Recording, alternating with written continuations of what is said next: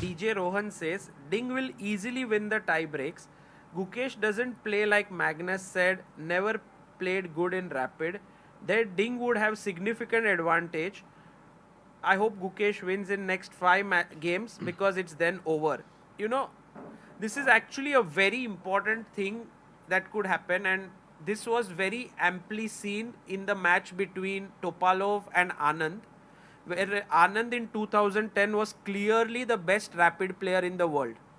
And Topalov was so worried about tie breaks that when the score stood at 5.5 after game 11, in game 12, having the white pieces, he pressed so much that he lost. And Anand became the world champion without it going to tie breaks. So, if this is the narrative which is created, which was at that point Anand was clearly better, then one of the players who is not thinking that, I don't know what Gukesh is thinking. Because if he's thinking he's not good, he will really try to press in the next 5 games.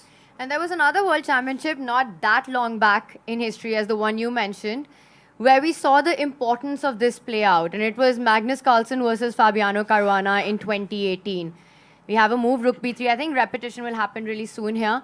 And in that match, final game, it's game 12. It used to be just up to 12 games at that point.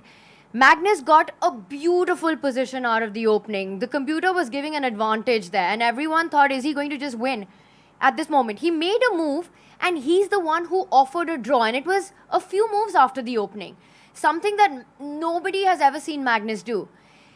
And later on, it came to be known, it was revealed, that he was so confident about his chances in the tie breaks. He knew he had such a massive edge.